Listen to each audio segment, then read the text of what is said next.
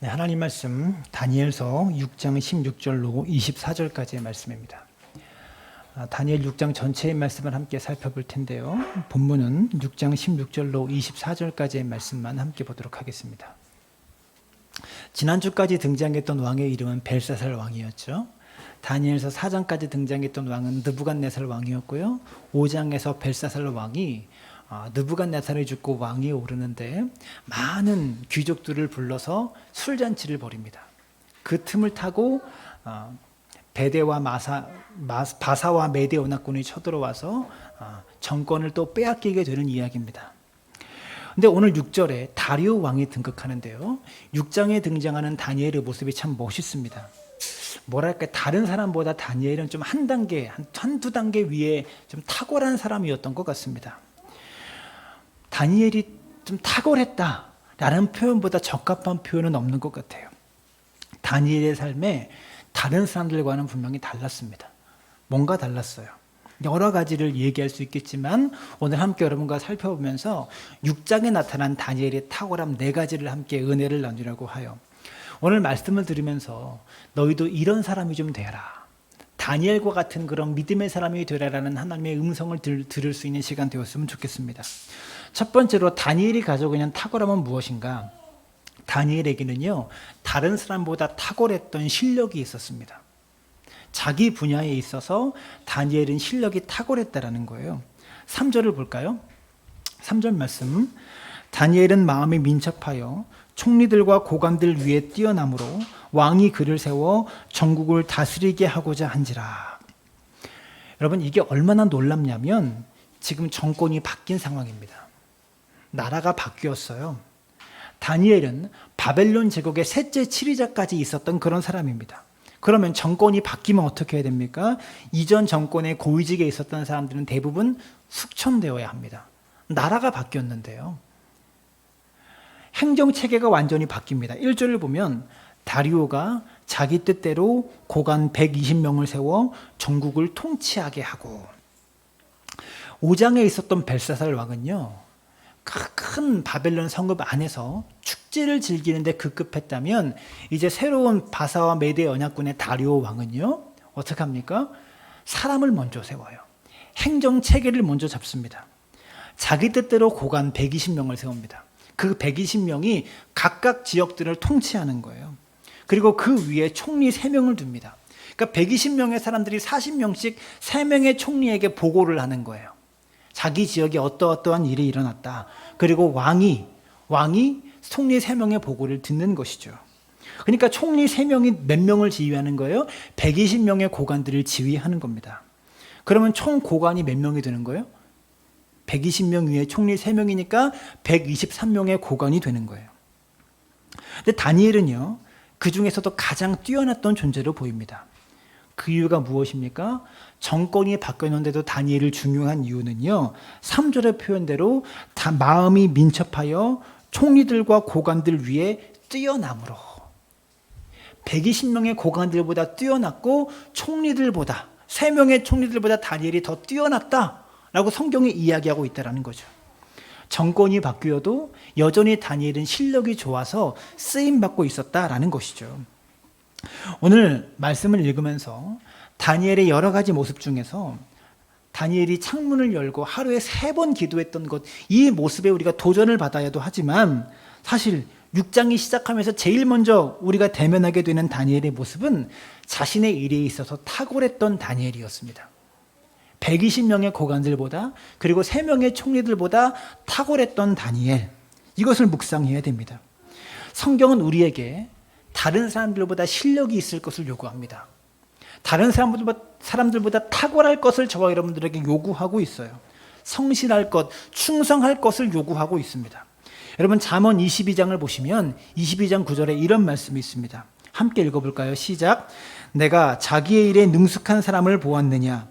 이러한 사람은 왕 앞에 설 것이요 천한 자 앞에 서지 아니하리라. 여러분, 좀 크게 읽어주시겠습니까? 네? 여러분, 각자 맡은 자리에서 능숙함이 있고 탁월함이 있기를 주님의 이름으로 축원합니다. 여러분, 다윗이 골리앗을 이겼습니다. 다윗이 무엇으로 이겼죠? 실력으로 이긴 거예요. 다윗에게는 어떤 실력이 있었습니까? 물맷돌 실력이 있었어요. 여러분, 다윗이 기도의 사람이긴 했지만, 하나님을 의지하는 사람이기는 했지만, 그런데 다윗이 골리앗 앞에 나가서 칼과 단창으로 싸우려고 다가오는 그런 골리앗 앞에서 그 앞에 다윗이 무릎 꿇고 기도하면서 이기지는 않았어요. 무엇으로 이겼습니까? 다윗에게는 물맷돌 실력이 탁월했어요. 아마 양떼를 치는 과정에서 양이 풀을 먹고 있을 때 심심하잖아요. 그래서 여러분, 어렸을 때 학교에서 소풍 가면 심심하면 뭐 하죠? 돌멩이 주워다가 나무에 맞추고 물가에 있으면 물수제비 놀이 그런 거 하잖아요. 분명히 다윗도 양들을 치면서 그거 했을 거예요. 돌멩이 던지는, 물맷돌 던지는 연습들을 계속 했을 거예요. 그걸 하다 보니까 물맷돌 실력이 탁월해진 거예요. 여러분, 사자와 곰을 다윗이 무슨 수로 이깁니까? 어린 소년이 사자가 오는데, 곰이 오는데 무슨 수로 이깁니까? 딱 하나죠. 사자가 곰이 왔을 때 물맷돌 실력으로 이겨낸 것밖에 없어요. 만약 다윗에게 탁월한 실력이 없었더라면, 믿음만 있었더라면, 기도만 있었더라면 다윗은 골리앗을 절대로 물리칠 수 없었다라는 것이죠. 이것을 알아야 돼요. 보디발이 요셉을 자기 가정의 총무로 삼았어요. 자기 모든 소유를 요셉에게 다 맡기고 위탁했습니다. 왜요? 그가 탁월했기 때문에. 재정을 관리하고 재산을 관리하고 재반 사물을 모든 일을 보는 데 있어서 요셉이 탁월했기 때문에. 심지어 감옥에서도 간수장이 죄수로 감옥에 들어온 요셉에게 감옥의 모든 재반 사물을 요셉에게 다 맡겨요. 왜요? 탁월했기 때문에. 여러분, 우리가 아무리 기도를 많이 한다고 해도, 우리가 아무리 헌신된 사람이라고 해도, 우리가 살아가는 삶의 현장, 직장, 내 일터의 현장, 이것을 무시할 수 없다라는 거예요. 우리 사랑나무교회 모든 성도인들의 일터에서도 직장에서도 탁월한 사람으로 실력이 인정받을 수 있게 되기를 간절히 바랍니다.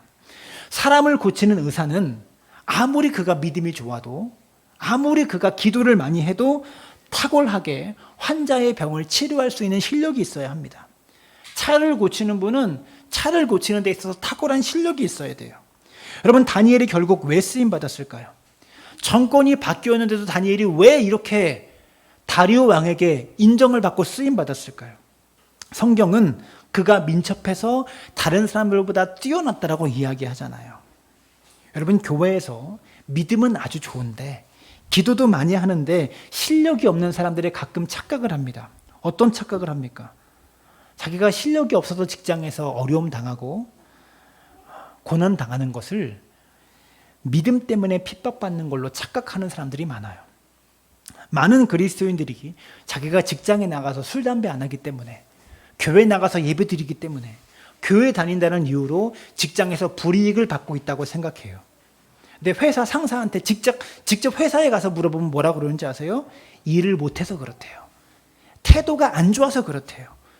직장 사람들과 관계가 안 좋기 때문이래요. 여러분, 속지 마시길 바랍니다.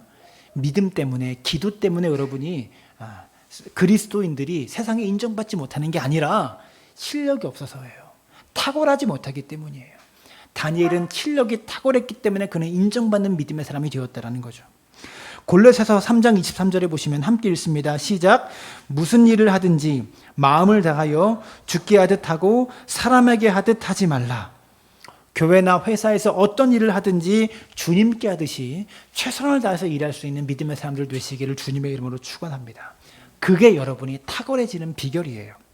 두 번째, 다니엘은 능력만 탁월한 것이 아니라 도덕적으로도 탁월했습니다. 이게 참 중요해요. 4절 볼까요? 4절 말씀. 이에 총리들과 고관들이 국사에 대하여 다니엘을 고발할 근거를 찾고자 하였으나 아무 근거, 아무 허물도 찾지 못하였으니 이는 그가 충성되어 아무 그릇됨도 없고 아무 허물도 없음이었더라. 우리가 이런 말씀에 도전을 받아야 돼요. 먼지 털면 안 나오는 사람이 있어요, 없어요? 우린 없다고 알고 있죠. 근데 성경에 있었어요. 다니엘이었어요. 성경에 아무리 먼지를 털어도 안 나오는 사람이 있는데 그가 다니엘이었다라는 거예요. 다니엘은 정말로 탁월했던 사람이에요. 먼저 알아야 될 것은 실력이 탁월하면 질투를 불러일으킵니다. 실력이 탁월하면 직장에서 시기를 받게 되어 있습니다. 성경에 따르면 다니엘이 탁월했기 때문에 총리와 고관들이 다니엘을 고발할 근거를 찾고자 하였으되 이렇게 말하죠. 다니엘이 실력이 탁월했기 때문에 다니엘을 고발할 근거를 찾았어요, 사람들이. 여러분, 총리가 몇 명이죠? 3명이라고 그랬습니다. 다니엘 빼고 지금 몇 명이에요? 2명인 거예요. 고관들이 몇 명입니까? 120명이죠. 그러면 고관 120명 하면 눈이 몇 개예요? 240개잖아요. 총리 둘, 그럼 눈이 몇 개예요? 4개잖아요. 총 몇 개 카메라? 244개의 죄송합니다. 244개의 카메라가 지금 계속 돌고 있어요. 다니엘만 주시하고 다니엘만 찍고 있어요. 근데 털어도 먼지가 안 나와요. 이게 대단한 겁니다. 카메라 3대만 나를 비친다고 생각해 보세요. 지금 카메라 한 대가 저를 비치는데 제가 얼마나 부담스러운지 아세요? 카메라 244대가 나를 중심으로 막 돌아가고 있는데도 허물이 안 나오는 사람, 도덕적으로 탁월한 사람. 여러분, 실력은 감탄을 자아내지만 인격은 감동을 일으킨다라는 말이 있어요. 실력은 감탄을 만들어요. 근데 인격은 사람의 마음에 감동을 불러일으키는 거예요. 다니엘은요, 그의 실력에 감탄할 뿐만이 아니라 그의 도덕성이 감동을 불러일으킵니다. 여러분, 다니엘이 어디에 들어갔다 나오죠? 사자굴에 들어가서도 살아나오잖아요. 여러분 잘 들으세요. 오늘 본문에 다니엘이 사자굴에 들어간 게 중요한 게 아니에요. 사실 다니엘은 지금 사자굴보다 더 무서운 굴 속에 있는데 오늘 설교의 제목이 무엇입니까? 사람 굴 속에 들어간 다니엘이에요. 사람 굴에 있어요, 다니엘은 지금. 사자굴이 무서운 것 같지만 여러분, 사람 굴이 훨씬 더 무서워요. 여러분, 사람이 꽃보다 아름답긴 하지만 사자보다 무서운 거 아세요? 성경에 등장하는 많은 인물들이 어려움을 겪을 때 사자에게 어려움 당하고 사자에게 시들렸던 사람은 거의 없어요. 아예 없어요. 성경에 나오는 인물들이 고난을 당할 때 다 사람한테 시달린 사람들이에요. 다 사람 때문에 고난 당하고 사람 때문에 어려움 당해서 역전한 이야기, 승리한 이야기가 성경의 인물들이에요. 여러분, 사자는 다니엘을 못 견디렸어요. 그런데 다니엘은 지금 사람들에게 시들리고 있어요. 이게 무서운 거예요. 여러분, 삼손이 사자를 무서워했습니까? 삼손은 사자의 입을 찢어버렸어요. 근데 사자보다 훨씬 무서운 블레셋 여인인 들릴라에게 찢깁니다. 사자의 입은 찢었는데 사람의 입은 찢을 수가 없었어요, 삼손도. 여러분, 다윗이 사자를 무서워했습니까? 다윗은 사자가 올 때 자신의 물맷돌로 사자를 쫓아냈던 사람이에요. 곰도 이겼고 사자도 늘 이겼던 사람이에요. 그런데 사자보다 더 무서운 여인이었던 밧세바에게 다윗이 찢깁니다. 집안과 나라가 산산조각 나요. 여러분, 중요합니다.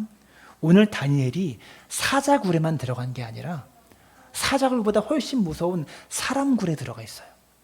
244개의 눈이 자기를 삼키려고 움켜쥐고 있는 그 사람굴 안에 다니엘은 들어가 있어요. 사자굴 안에 들어가서 다니엘은 전적인 하나님의 은혜로 살아남았습니다. 그런데 사람굴에 들어가서 다니엘은요, 탁월한 도덕성으로 살아남게 된 거예요. 이것을 알아야 돼요. 다시 말씀드립니다. 다니엘이 사자굴에 들어가서 초자연적인 하나님의 도우심으로 다니엘이 살아나왔어요. 천사를 보내셔서 사자의 입을 하나님이 막으셨기 때문에 다니엘이 그 사자굴 속에서 살아나왔지만 사람굴 안에 들어가서는 하나님의 초자연적인 도우심으로 그가 살아남은 게 아니에요. 여러분, 그가 사람굴에 들어가서 살아남을 수 있었던 이유는요, 다니엘의 탁월한 도덕성과 털어도 먼지가 안 나오는 탁월한 도덕성과 그의 실력 때문이었습니다. 이게 중요합니다. 우리가 이 부분을 어쩌면 놓치고 있는 것 같아요. 다니엘이 하루 3번씩 기도했던 기도의 사람이었다는 거 다 알고 있어요. 그런데 244대의 카메라가 돌아갔더니 다니엘이 하루에 3번씩 기도하기는 했는데 나랏돈을 횡령했다라고 하면 그렇게 카메라에 찍혔어 봐요. 하나님도 이 사람굴에서 다니엘을 꺼내주실 수가 없는 거예요. 이해가 되세요? 우리는 너무나 사자굴에서 살아 돌아온 다니엘만 강조했어요. 근데 정말 중요한 건 사람굴에서 살아나온 다니엘을 우리가 기억해야 됩니다. 이게 진짜 중요한 거예요. 이 부분을 놓치면 안 돼요. 대단한 목사님들이 많습니다. 유명하고 훌륭했던 목사님들이 많아요. 큰 교회를 이루고 대단한 부흥사 목사님들이 많아요. 근데 아무리 그 목사님이 기도하고 열심히 성경을 연구해도 불미스러운 일이, 교회 돈을 횡령했거나 아니면 불미스러운 일이 불륜 관계가 있었거나, 이건 어쩔 수가 없는 거예요. 아무리 그분이 기도의 사람이라고 해도 하나님이 도와주실 수가 없는 거예요. 여러분, 르우벤이 왜 망했습니까? 성경의 르우벤은 추우면 에어컨을 끄셔도 돼요. 성경의 르우벤은 야곱의 장자였어요. 성경의 표현이 뭡니까? 너는 내 기력의 시작이라. 위풍이 월등하고 권능이 탁월하다마는, 다니엘은 12명의 아들들 중에 실력이 탁월했어요. 근데 4절에 뭐라고 말합니까? 너는 탁월하지 못하니라. 왜 그래요? 아버지의 침상을 더럽혔어요. 아버지의 첩들과 아버지의 아내들과 함께 잠자리를 가졌어요. 그래서 르우벤은 장자가 되지 못하고, 탁월한 실력이 있었지만 장자가 되지 못하고, 첫째 아들에서 당연히 장자가 되어야 되는데 그가 장자가 되지 못하고 영원히 저주를 받습니다. 삼손 역시 실력이 탁월했습니다. 하나님의 초자연적인 도우심이 삼손에게 임했어요. 인류 역사 가운데 그렇게 대단한 초능력을 가진 사람은 삼손밖에 없어요. 그래서 사자를 만났는데도 죽지 않아요. 그런데 삼손은 도덕적으로 문제가 있는 사람이었어요. 낮에는 하나님의 계명을 지키고 자기가 나실인인 것처럼 그렇게 거룩하게 살았지만 밤마다 기생을 찾아가서 하나님의 계명을 어겨요. 하나님이 그를 어떻게 할 수가 없는 거예요. 하나님의 초자연적인 힘으로 사자의 손에서 삼손은 건져졌고, 블레셋 사람들의 손에서 삼손은 건졌지만 그의 도덕성 때문에 삼손은 스스로 무너져 버린 겁니다. 여러분, 우리가 이 부분이 너무 약한 것 같다는 생각이 들어요. 고린도전서 9장 27절에 사도 바울이 이렇게 말합니다. 내가 내 몸을 쳐 복종하게 함은 내가 남에게 전파한 후에 자신이 도리어 버림을 당할까 두려워함이로다. 다른 사람들에게 복음을 열심히 전하지만 내가 버림을 당할 것 같다라는 거예요. 무슨 말입니까? 하나님이 버리신다, 뭐 쓰고 버린다, 이런 얘기가 아니에요. 열심히 복음을 전해서 열심히 전도하고 선교했지만 내가 도덕적으로 무너져서, 내가 재정 문제에 넘어져서, 내가 여자 문제에 넘어져서 스스로 버림당할 것 같아서 두렵다는 거예요. 왜요? 바울은 독신이었잖아요. 혼자 살았잖아요. 자꾸 자신 속에 있는 내 몸을 쳐서 복종시킨대요. 여러분, 우리의 깨끗함과 우리의 도덕성이 하나님 앞에 계속해서 쓰임받을 수 있는 발판이 된다는 것을 여러분 모두가 기억할 수 있게 되기를 간절히 바랍니다. 그래서 인생을 함부로 살면 안 되는 거예요. 내가 과거에 젊을 때 막 함부로 행했던 그런 일들이 결정적인 순간에 내가 하나님께 쓰임받는데 방해가 될 수 있다는 것을 기억하시길 부탁을 드려요. 여러분, 이 땅에 사람 굴에서 살아남을 수 있게 되기를 주님의 이름으로 축원합니다. 세 번째, 다니엘은요, 탁월한 실력이 있었고 탁월한 도덕성이 있었을 뿐만 아니라 다니엘은 또 탁월한 기도의 사람이었습니다. 10절을 보니까 이렇게 말하죠. 다니엘이 이 조서에 왕의 도장이 찍힌 것을 알고도 자기 집에 돌아가서는 윗방에 올라가 예루살렘으로 향한 창문을 열고 전에 하던 대로 하루 3번씩 무릎 꿇고 기도하며 그의 하나님께 감사하였더라. 하루에 3번 다니엘이 기도합니다. 우리도 하루 3번 기도하죠. 밥 먹을 때, 새끼 먹을 때 기도하잖아요. 근데 지금 우리가 하고 있는 그 식사 기도를 다니엘이 하고 있다는 것은 아니겠죠? 다니엘은 하루에 3번 시간을 내서 기도합니다.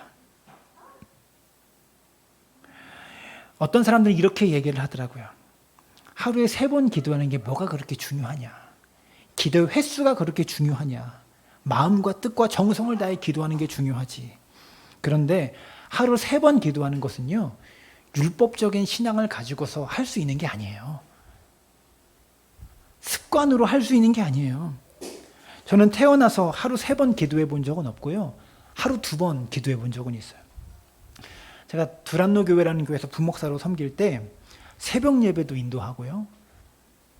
밤 9시에 기도회를 또 인도했어요. 2년 동안 강제적으로 하루에 2번씩 기도회를 인도하는데요. 하루 2번 기도회 인도하는 거 쉽지 않습니다.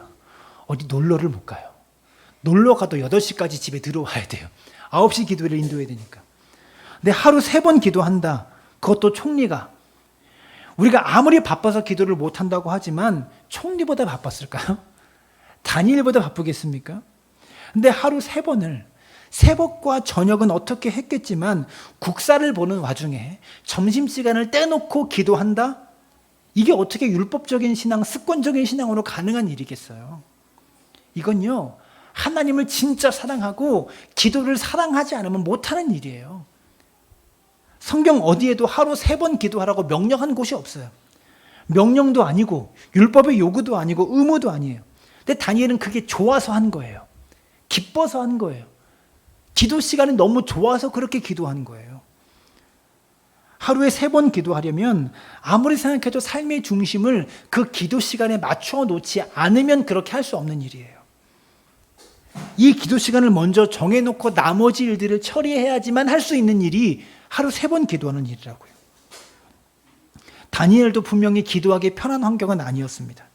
근데 다니엘은요, 기도했어요.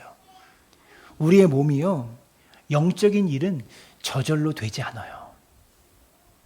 노력해야 됩니다. 성경에서 기도는 힘써야 된다고 말하고 있잖아요. 오순절날 마가다락방에서 120문도가 성령을 받을 때 기도에 힘썼다고 성경이 말하고 있어요. 이게 뭔 말이냐? 기도가 힘들다는 거예요. 기도는 힘들어요. 12시간 일해라. 일할 수 있어요. 근데 2시간씩 기도해라. 쉽지 않아요. 그게 더 어려울 수 있어요. 그리고 다니엘은 예루살렘 성전을 향하여 기도하는데 이게 무슨 얘기냐면 역대하 6장에 보면 솔로몬이 성전을 건축하고 하나님께 봉헌할 때 이렇게 기도합니다. 역대하 6장 38절과 39절인데요. 이렇게 말해요. 자기들이 사로잡아간 적국의 땅에서, 포로로 잡혀간 적국의 땅에서예요. 온 마음과 온 뜻으로 주께 돌아와서 주께서 그들의 조상에게 주신 땅과 주께서 택하신 성과 내 주의 이름을 위하여 건축한 성전이 있는 쪽을 향하여 기도하거든. 성전이 있는, 포로로 붙잡혀가서 지금 이 예루살렘 성전이 있는 쪽을 향해서 기도하면 주는 계신 곳 하늘에서 그들의 기도와 간구를 들으시고 그들의 일을 돌보시며 주께 범죄한 주의 백성을 용서하옵소서. 솔로몬이 예루살렘 성전을 다 짓고 나서 이렇게 기도했어요. 우리가 포로로 끌려가더라도 이 성전이 있는 쪽을 향해서 기도하면 하나님 이 기도, 그의 기도와 간구를 들으시고 죄에서 용서해 달라고 솔로몬이 성전을 봉헌할 때 그렇게 기도했다고요. 이렇게 기도했던 솔로몬의 기도가 있었어요. 근데 다니엘이 지금 솔로몬의 이 기도의 근거에서 예루살렘 성전을 향해서 창문을 열고 하루 3번씩 기도하고 있는 거예요. 한마디로 다니엘의 기도는 뭐예요? 성경 말씀을 근거해서 말씀 붙잡고 하고 있는 기도였다고요. 솔로몬이 한 기도 그대로 성경에 적혀 있는 대로 여기서 성전을 향해서 예루살렘을 향해서 기도하면 응답해 주신다고 하지 않았습니까? 우리 이스라엘을 회복시켜 주시옵소서. 이렇게 하루 3번씩 기도했다는 거예요. 말씀 붙잡고. 여러분, 이 말씀 들을 때 어떤 생각 드세요? 아, 다니엘은 그랬구나. 그러세요? 아, 다니엘은 그렇게 3번 간절하게 기도했구나. 기도가 중요하구나. 우리 교회에 탁월한 기도가 있었으면 좋겠습니다. 그래야 놀라운 역사가 일어날 줄로 믿습니다. 사실 앞에서 말한 다니엘이 2가지 탁월함, 탁월한 실력과 탁월한 도덕성, 이게 어디서 나온 줄 아세요? 다니엘의 기도에서 나온 거예요. 다니엘의 탁월한 실력은 하나님이 주신 거잖아요. 다니엘의 탁월한 도덕성도 하나님이 주신 거잖아요. 왜 주셨을까요?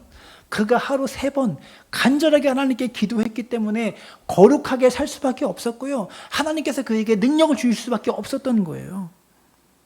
하나님 앞에 기도에 탁월했기 때문에 탁월한 실력자가 된 것이고 탁월한 도덕성을 가진 거룩한 사람이 된 거예요. 우리 모두가 기도의 사람이 될 수 있게 되기를 간절히 바랍니다. 마지막으로 다니엘은 4번째로 탁월한 감사의 사람이었습니다. 10절에 보면 다니엘이 이 조서에 왕의 도장에 찍힌 것을 알고도 자기 집에 돌아가서는 윗방에 올라가 예루살렘으로 향한 창문을 열고 전에 하던 대로 하루 3번씩 무릎 꿇고 기도하며 그의 하나님께 감사하였더라. 다니엘은 하루 3번씩 기도했는데 어떻게 기도했대요? 감사하였더라라고 말하고 있어요. 하루 3번씩 다니엘은 감사 기도를 했습니다. 여러분, 기도 많이 한다고 말하면서 감사가 없는 사람들, 그 기도 잘못하고 있는 거예요.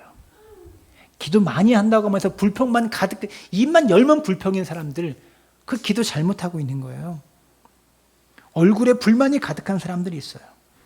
기도를 진짜 많이 하는 사람은요, 제대로 하는 사람은요, 감사가 넘치게 되어 있습니다. 사도 바울도 빌립보서 4장 6절을 보시면 이렇게 말합니다. 아무것도 염려하지 말고 다만 모든 일에 기도와 간구로 너희 구할 것을 감사함으로 하나님께 아뢰라. 감사함으로 아뢰래요. 불평과 원망은 우리를 결국 죽음으로 끌고 갑니다. 제가 여러 번 말씀드렸는데 이스라엘 백성이 40년 동안 광야 생활할 때 광야에는요 먹을 것이 없었고요. 마실 것도 없어요. 근데 단 한 사람도 60만 남자만 60만 명의 그 많은 사람들이 굶어 죽은 사람이 없어요. 목말라서 죽은 사람이 없어요. 그런데 불평하고 원망한 사람은 다 광야에서 죽었어요. 이게 놀라운 겁니다. 여러분, 감사에 있어서 탁월한 믿음의 사람들 되시기를 부탁을 드립니다. 말씀을 맺겠습니다. 다니엘에게는요 4가지의 탁월함이 있었습니다. 탁월한 실력이 있었고요, 탁월한 도덕성이 있었고요, 탁월한 기도가 있었고, 그에게는 탁월한 감사가 있었습니다. 다니엘에게는 이 4가지의 탁월함이 있었어요. 여러분에게 탁월한 실력이 있습니까? 탁월한 도덕성이 있습니까? 탁월한 기도가 있고 탁월한 감사가 있습니까? 이 4가지가 다 있게 되기를 주님의 이름으로 축복합니다. 그런데 이 4가지가요 다 연결되어 있어요. 탁월한 실력과 탁월한 도덕성이요 탁월한 기도에서 나와요. 근데 이 기도는 어떤 기도예요? 감사 기도예요. 기도는 많이 하면서 불평하는 게 아니라, 기도는 많이 하면서 원망하고 힘들다고 말하는 게 아니라 감사함으로 하는 기도 속에서 탁월한 도덕성과 탁월한 실력이 나왔다고요. 우리가요 하루아침에 탁월한 실력이 있기는 힘들어요. 하루아침에 탁월한 도덕성이 갖춰지기는 어려워요. 그런데 하루아침에 시작할 수 있는 게 있어요. 그게 무엇입니까? 기도와 감사예요. 탁월한 실력과 탁월한 도덕성은 하루아침에 만들어지는 게 아닌데 하루아침에 바로 시작할 수 있는 게 있는데, 탁월한 기도와 탁월한 감사는 오늘 당장도 시작할 수 있다는 것을 기억하시길 부탁을 드립니다. 탁월한 기도의 사람, 탁월한 감사의 사람이 되셔서 탁월한 실력과 탁월한 도덕성으로 하나님께 쓰임받는 믿음의 사람들 될 수 있게 되기를 주님의 이름으로 축원합니다.